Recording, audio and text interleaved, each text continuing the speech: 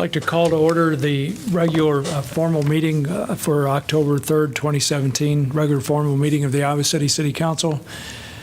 Roll call, please. Botchway. Here. Cole. Here. Dickens. Here. Mims. Here. Taylor. Here. Thomas. Here. Throgmorton. Here. I want to make a brief statement concerning the events in Las Vegas. Very brief statement. On behalf of Iowa City government and the people of Iowa City, I want to express our profound shock and grief about the mass shooting that took place late Sunday night in Las Vegas, and to extend our hands of love and compassion to all those who were affected. Will this sequence of mass killings never end? Please join me in bowing our heads and having a moment of silence in honor of those who were killed or wounded, their loved ones, and all the people who tried to help those who were wounded.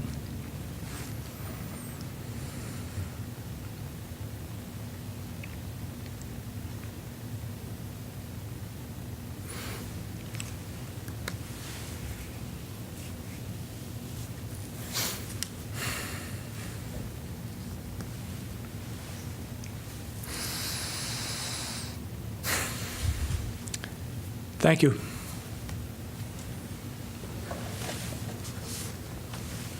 Sometimes transitions can be very awkward, so now we're going to move into our formal meeting stuff.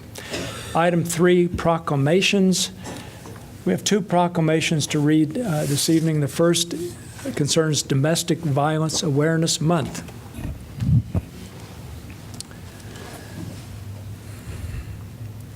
And I think Christy Doer is going to accept this, right? Dozer, I'm sorry, yeah. Okay.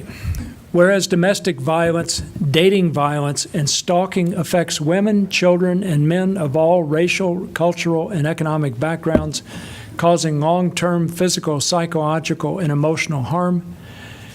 And whereas 1 in 3 Americans have witnessed an incident of domestic violence, and whereas children who experience domestic violence are at a higher risk for failure in school, mental illness, substance abuse, suicide, and may choose violence as a way to solve problems later in life.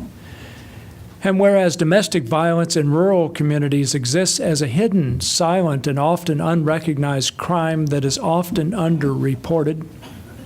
And whereas through the inspiration, courage, and persistence of victims of domestic violence, their children, and advocates, our communities are learning to recognize the impact of violence in the home and intimate relationships.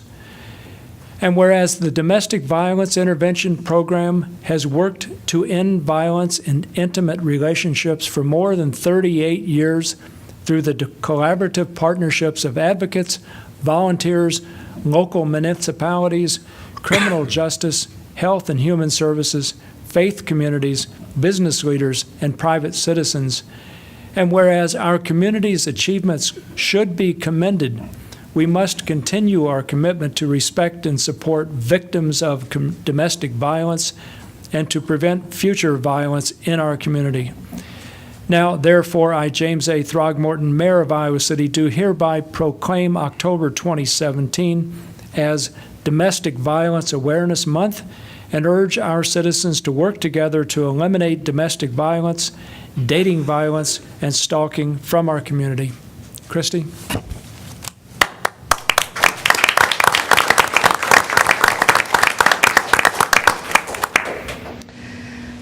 Want to do that first? Yeah, All right. do this.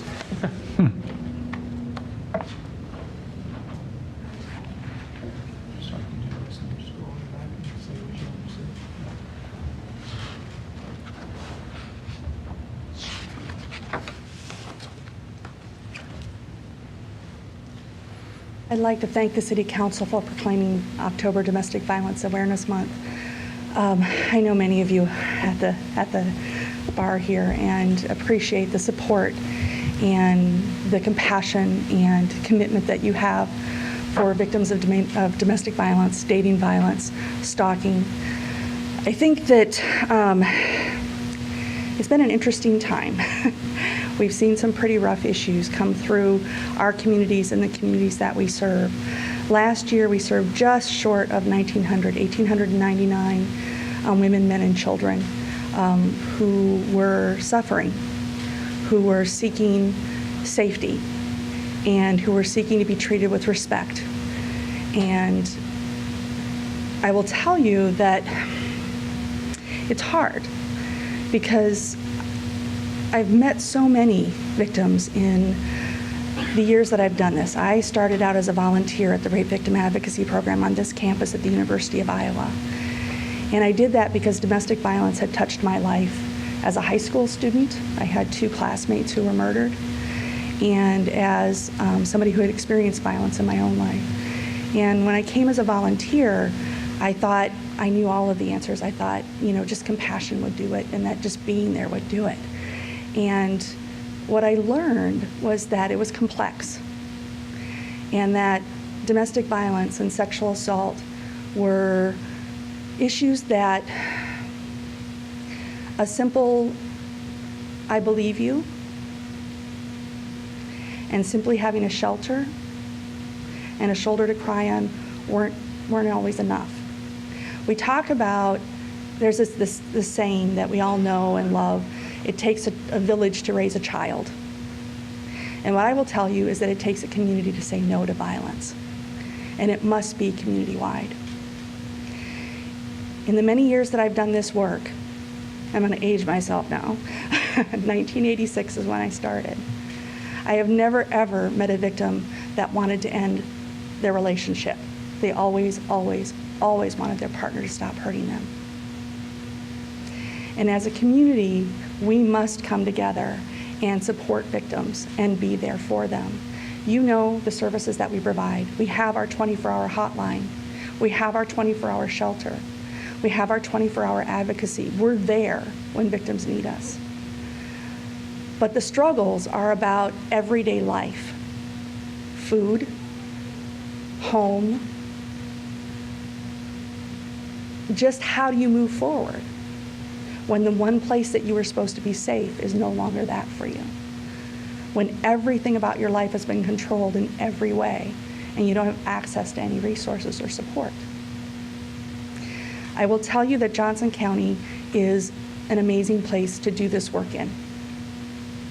I want to say that, and I want to say thank you for that. Johnson County as a community, Iowa City specifically as a community, has made tremendous strides in how they respond to victims, how they support them, and the resources available to them. Just to talk a little bit about DVIP and some of the work that we've been doing with law enforcement. For more than 20 years, we've had a DART team, a domestic abuse response team, in Iowa City, and there's only a few of those in the entire state of Iowa. Ours has risen to a level where we're actually going to be the trainers for a new program called ODARA coming out of the State Court Administrator's Office for law enforcement across the state. That's how good our programs here are, how good the work is that our law enforcement do in this community. And I will tell you that Saturday night, we had a small little event, a farm-to-table event at one of our supporters, and we had somebody who we worked with many years ago came and talk about the process that she went through, and there was such tremendous hope because we were able to see how she survived, how she got an education, how she was able to start her own business, how she was able to move forward, her and her daughter, and successfully be independent of that abusive person. But she could also talk about the long-term impact and what it took to get there and all the stumbles along the way. So once again, what I want to say is I want to say thank you for proclaiming October Domestic Violence Awareness Month. Your support means everything, and that it's verbal and that it's out there. So thank you very much. Thank you, Christy.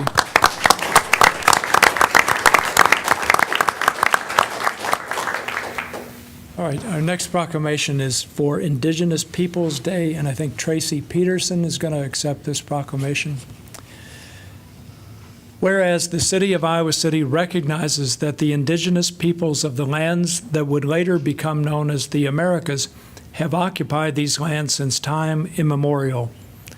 And whereas the city recognizes the fact that Iowa City is built upon the homelands and villages of the indigenous peoples of this region. And whereas the city is dedicated to opposing systemic racism towards indigenous peoples, which perpetuates high rates of poverty and income inequality, exacerbating disproportionate health, education, and social crises. And whereas Indigenous Peoples Day was first proposed in 1977 by a delegation of Native nations to the United Nations sponsored International Conference on Discrimination Against Indigenous Populations in the Americas. And whereas the city strongly supports the proposition that Indigenous Peoples Day shall be an opportunity to celebrate the thriving cultures and values of the indigenous peoples of the region. And whereas the city strongly encourages schools to include the teaching of indigenous peoples' history in its curriculum and encourages other businesses, organizations, and institutions to recognize Indigenous Peoples Day. Now, therefore, I, James A. Throgmorton, Mayor of Iowa City, do hereby declare October 9 as Indigenous Peoples Day in Iowa City. Tracy?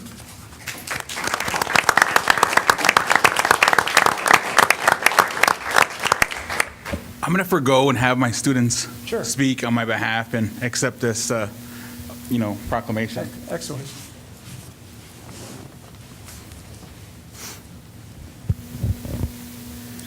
Hello, everybody. My name is Yamara Santana, and I am the current president of the Native American Student Association at the University of Iowa.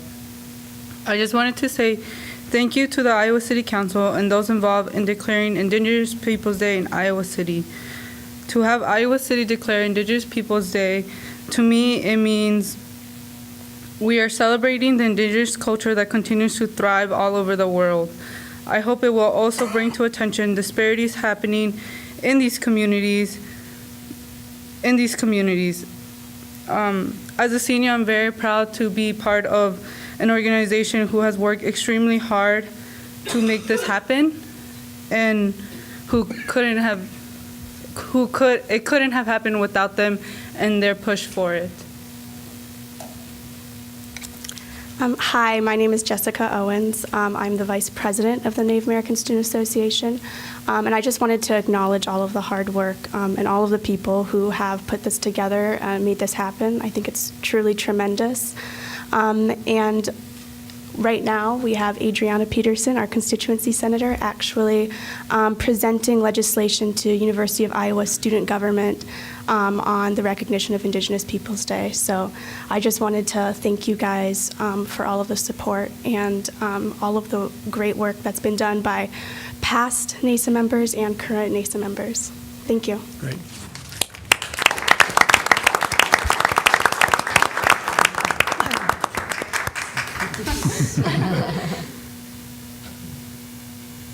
It's great to be able to hand this to you. Yeah. Yes. Nice to see you too.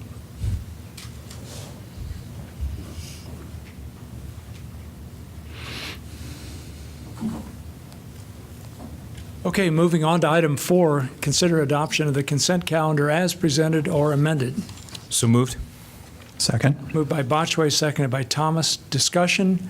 On this point, I've asked Ron Konecki to discuss item D4, which concerns amendment number 2 regarding engineering consultant services for the Clinton-Burlington Street intersection.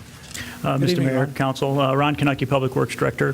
This amendment is to repackage this project. We bid this project this year and received no bids. And so what we will do with this consultant amendment is allow Shive Hattery to take the input that they had received from contractors that had looked at the project and have a timeline from a construction standpoint that is more amenable to their construction schedule.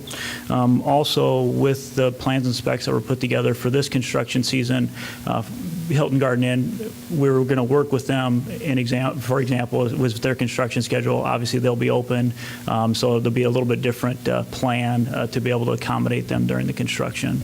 But as a reminder of the project, this will be work at the intersection. We will do a 4-lane to 3-lane conversion from Court Street north to Church Street, and there will be on-street bicycle facilities all the way down to Riverfront Crossings Park. So it is an on-street bicycle facility, all in alignment with our bicycle master plan. Excellent. So I know we had difficulty getting bids last time we tried to do this. So I'm pretty confident we'll get good bids this time, and we'll be able to act and proceed with the construction and striping and all that during the coming calendar Yeah, so year, this will right? be a 2018 construction year project. Yeah, fabulous. Thank you, Ron. Okay, any further discussion? Hearing none, roll call, please. Petray, Yes. Cole, Yes. Dickens. Yes. Mims. Yes. Taylor. Yes. Thomas. Yes. Throgmorton. Yes, motion carries 7-0. Item 5, community comment. This is the time for anybody to make comment about any item that's not on the formal meeting agenda. Please come up and state your name and take not more than 5 minutes to present your ideas.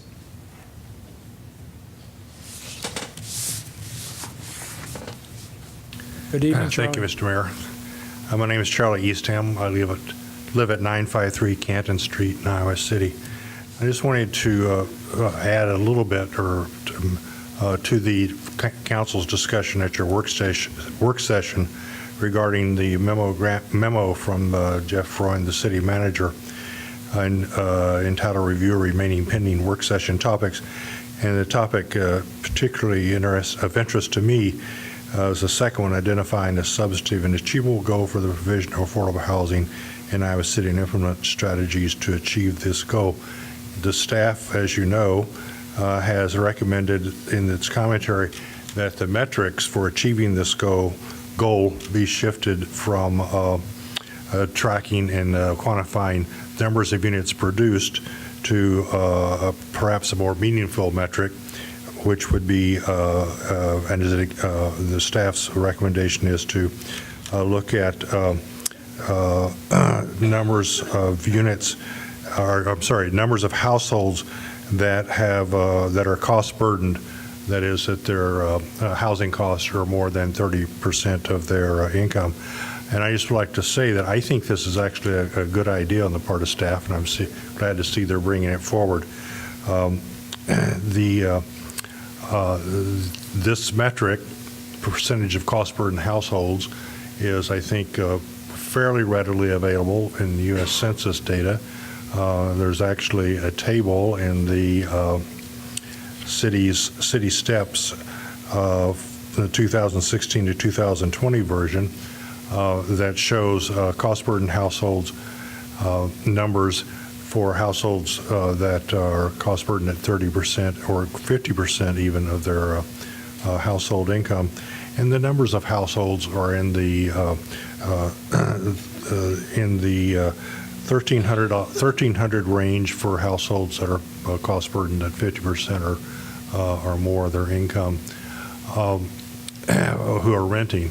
And those households, the way the Census Bureau breaks these numbers down, those households exclude mostly student households, so we're looking at mostly family households.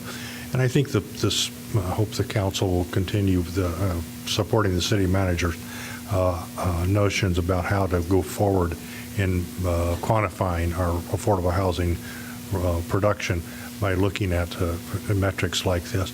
I also would suggest that the city manager consider recommending to the council that we begin asking or requiring rental managers and operators to indicate their rent the rent they're charging for their units when they obtain a new or renewal rental permit.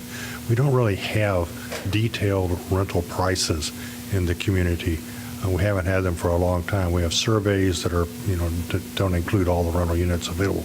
We have lots of information about prices of home sales, but we don't have very good information about rental prices. So I would ask that the city begin looking at those, requiring that data to be reported also.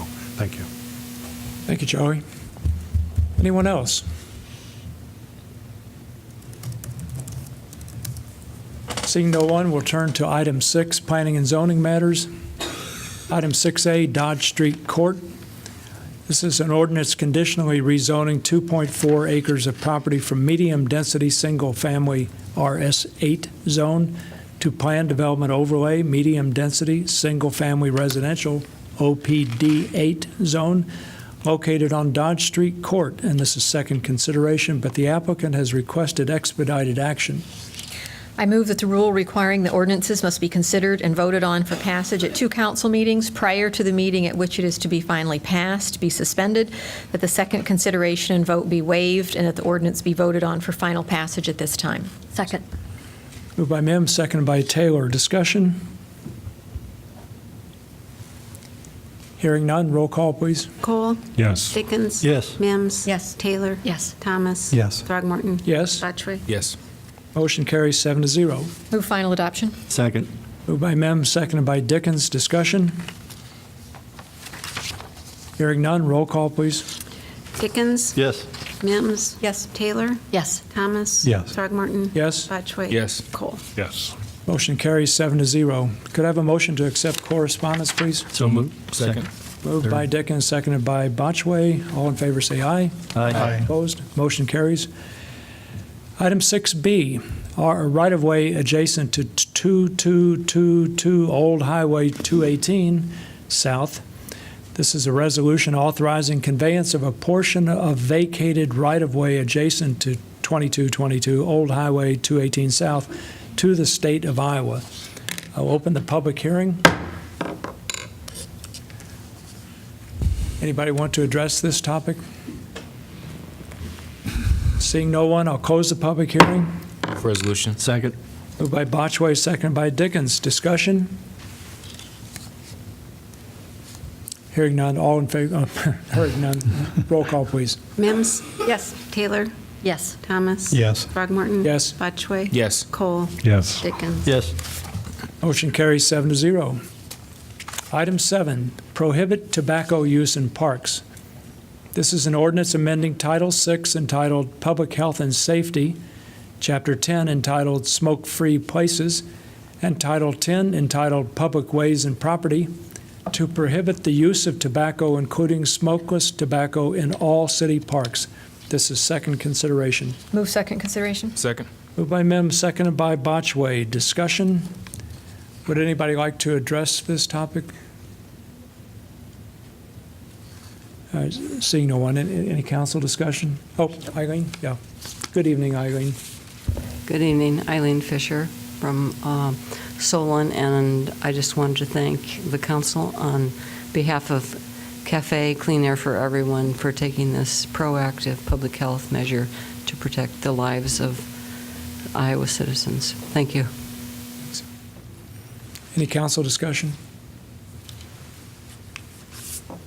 Hearing none, roll call, please. Taylor. Yes. Thomas. Yes. Throgmorton. No. Botchway. Yes. Cole. Yes. Dickens. Yes. Mims. Yes. Motion carries 6-1.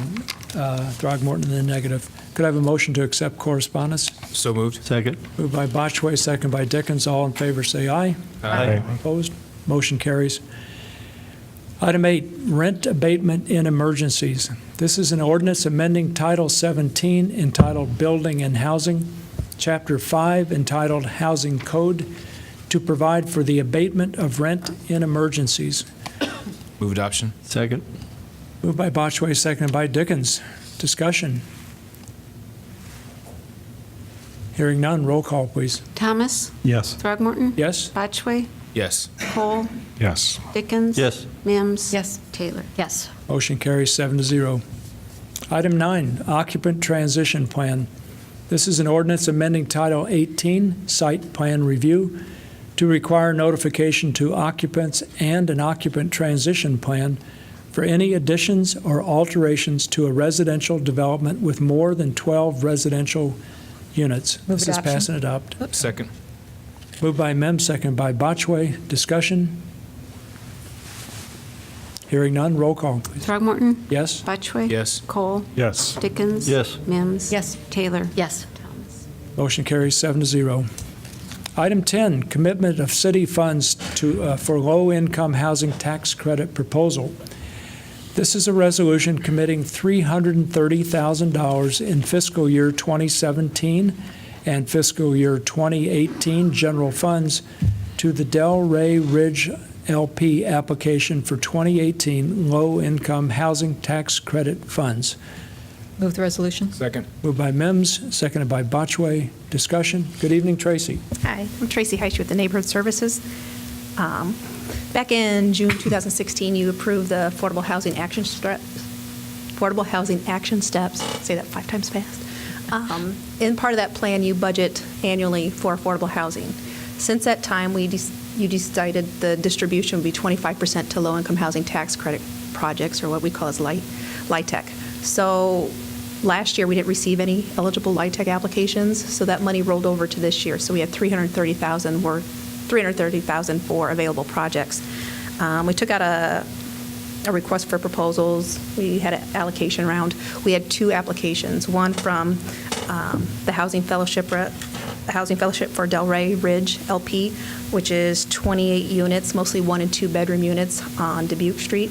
The other application was from Sand Companies. It's 49, mostly family, 1, 2, 3 bedrooms on the east part of town, Herbert Hoover. The Housing Community Development Commission did review these proposals. They recommended $330,000 to the Delray Ridge partnership, mostly because it was located downtown and it was close to amenities in the proximity to downtown. So at this, when Delray goes to apply for tax credits this November, they'll need a resolution of support of your commitment of funds. The Housing Trust Fund of Johnson County has already allocated this project $800,000. Since the Affordable Housing Action Steps was approved back in June, the Housing Trust Fund has allocated over $1.5 million to Iowa City projects, so it will produce about 50 units of affordable housing. Any questions about this project?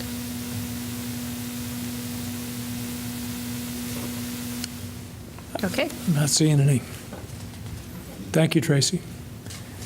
Would anyone else like to address this topic? Oh, it would be Mary Ann. Good evening. I'm Mary Ann Dennis. I'm the Executive Director of the Housing Fellowship. We plan to apply for the LIHTC funds through the nonprofit set-aside.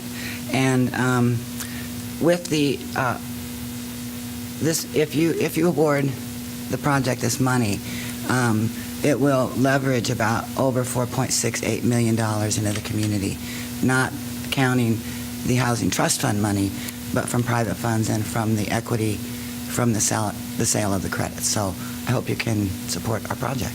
Thank you. Could you say again how much in the way of funding that this will leverage? Over $4.68 million.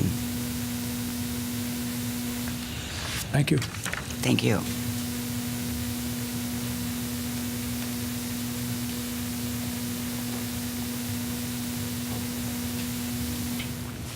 Anybody else want to address this topic? Okay, council discussion? Great project. Sounds like a great project. Excited. No-brainer. What was that? I said this is a no-brainer. Makes a lot of sense. Great project, exciting, this is a no-brainer. Okay. Leverages a lot of other money. Great It's not location. ours, so. Good location. Yep. Yeah, good location. Yeah, okay, excellent.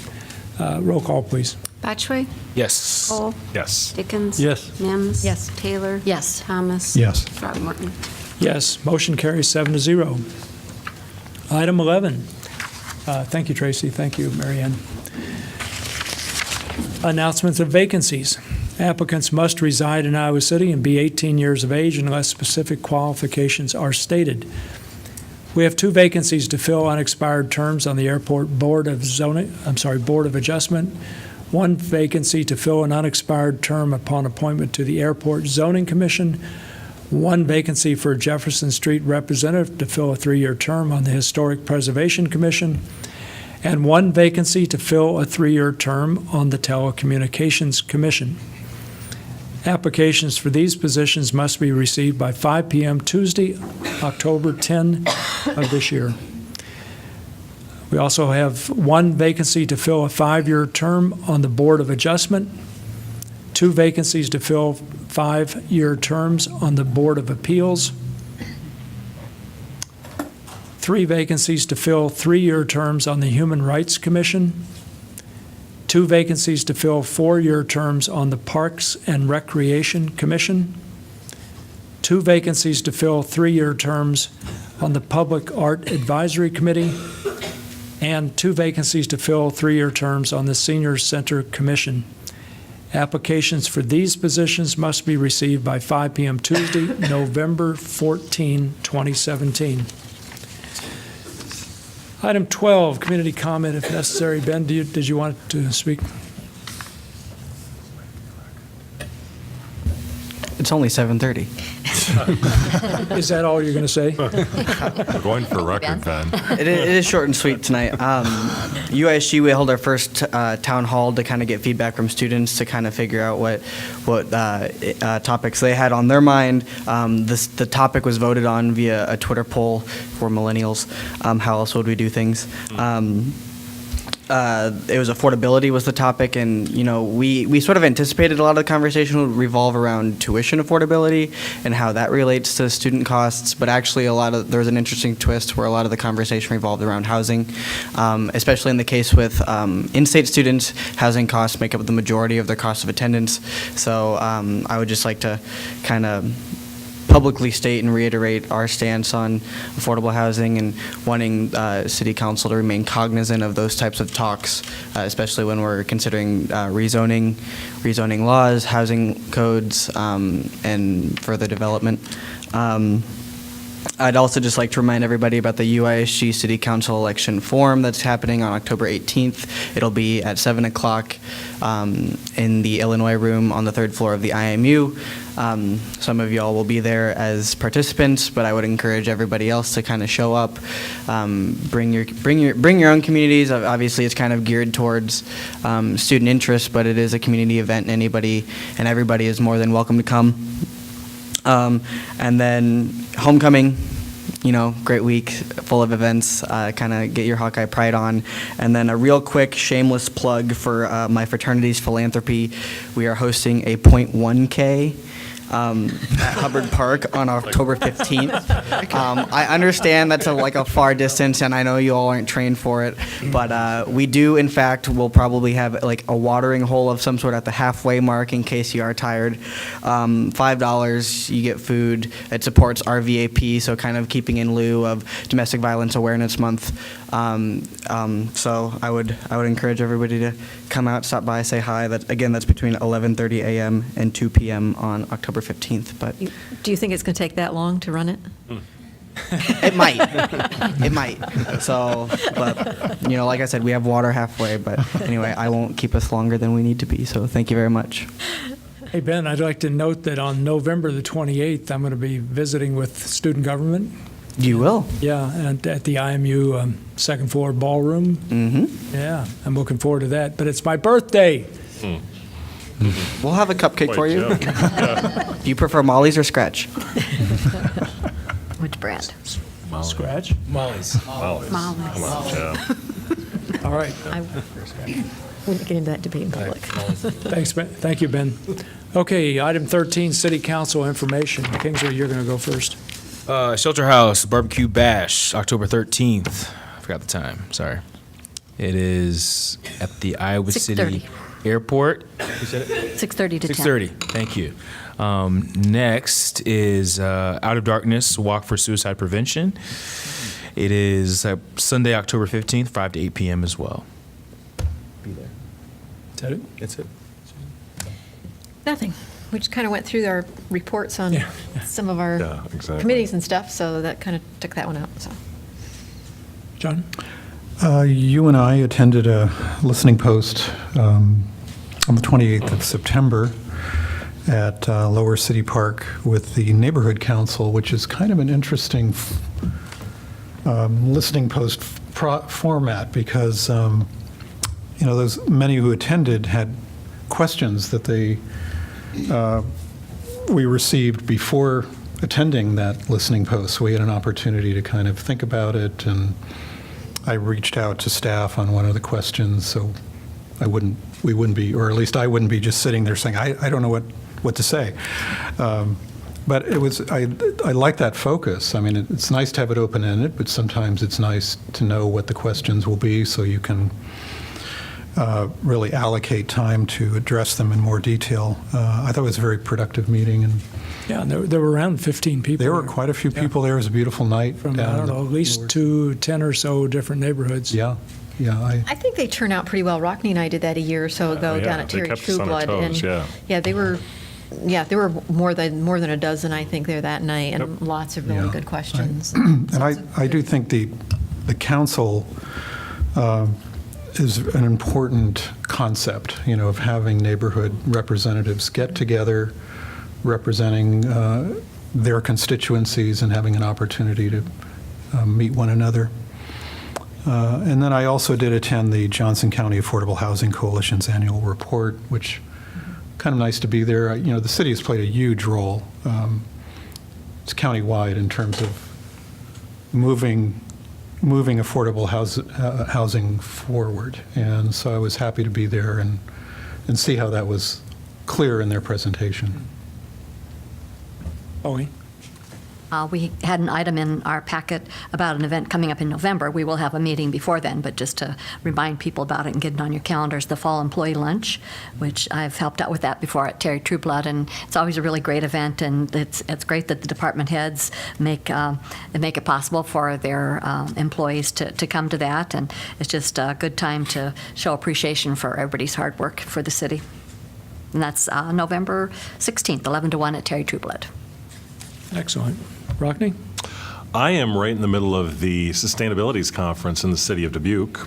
I attended the first session today and was able to drive back today. And I tell you what, Dubuque is doing wonderful things in sustainability. And in particular, I want to commend Mayor Ray Buell. He's been a great host and guest to all of the participants. The goal of the conference is to bring together policymakers, business owners, urban planners, to sort of discuss sustainability solutions. So far we've gone over stormwater, various cycling options. The city of Brookings presented on their recent master plan. So it was a really great event, and I encourage all of you next year to really look at this, because I've gone to League of Cities conferences as well, and this is just as good. It's close by, and what Dubuque has done with their riverfront is fantastic. So it's a great weekend trip. So I'm really looking forward. Tomorrow is day 2, so we'll get up early tomorrow and head on off. Terry? All right. Sunday night, I attended the Leslie Odom Jr. Event at Hansher. Over 4,000 people were there for the free event. It was started out by the City, West, and Regina High Schools. Sang a song, which was very impressive that they got all the groups together for that. But over 4,000 people there. The food trucks were there. You missed it. But they were very good. The Englert has done it again. They're bringing Arlo Guthrie. Tickets go on sale Friday. So if you're an Arlo Guthrie fan, Somebody in the audience There's a is. few. Terry, it's pretty exciting that we get somebody of that quality here. Terry, where can you get everything you want? The Englert. Oh, you can get anything you want at... Yes, one of his great songs, yes. And then October 25th on the KXIC, the council show, we will have the U of I liaisons join me to give their perspective on the city and the city council. So it'll be a first for them to be on this show. So I'm very excited about them doing that. Good deal. That's a good idea, too. Was it your idea? Yeah. Yeah, well done. Yeah. Every now and then. A few good ideas, Terry. Okay, well, I want to mention a few things, and I won't take a half an hour because we want to finish our meeting. So Jeff and I had a really good meeting with President Harold, University of Iowa President Harold, and others on the 26th. I can't tell you any details about it. It was a promising, exploratory kind of conversation, and you'll probably hear more about it as time goes on. This morning, I made welcoming comments at the Iowa Recycling and Solid Waste Conference. Guess who I saw there? Chris O'Brien, our former director of landfill and transportation kind of work. And Jen Jordan played a prominent role. She did a terrific job. Tomorrow, I'm going to be visiting with a kindergarten class at Lucas Elementary and an ELL class at City High. The kindergarten class is all about M, the letter M. So I'm pumped. I'm thinking about my M's. Throckmorton. Married, mayor, things like that. And on the 5th, I'm going to be attending the Iowa Women's Foundation Luncheon. I'm guessing some of the rest of you are as well. Yep, I'll be there. Yep. Homecoming parade, nobody mentioned that. It's coming up. I don't know. When is it coming up, Ben? Friday. But or Thursday. Friday. Friday is supposed to rain. Well, it happens. Jeff and I are going to be meeting with Governor Reynolds in her office on the 9th. We're going to meet her at 3 p.m. So we'll talk some more tomorrow about some specifics concerning that conversation. And let's see, Terry, somebody, you already mentioned the book festival, right? Yes. Earlier on, yeah. And the joint entities meeting, we're going to have that on the 16th here at 4:30 p.m. It's a Monday. It's a Monday, right. Okay, city manager, Nothing. Ashwin. I do have just one comment. Oh, yeah. I know that we'll probably talk about this once more before the meeting occurs, but I'll put in an early plug to save the date for the Climate Action Community Meeting. So it's part of our planning strategy, and the entire community is invited to come and attend on November 2nd at 6 p.m. at Iowa City Public Library. And there will be a lot of interactive activities for everyone to participate and give their feedback. So more details to come. Excellent. Thank you. Where did you say that was again? I'm sorry. The Public Library, Meeting Room A. Okay, Eleanor? Kelly? Okay, I think that means we're done, and it's, what is this? So moved. 4:02. Second. Well, what are we moving for? To adjourn. To adjourn. Yes. All in favor, say aye. Aye. Opposed? Motion carries.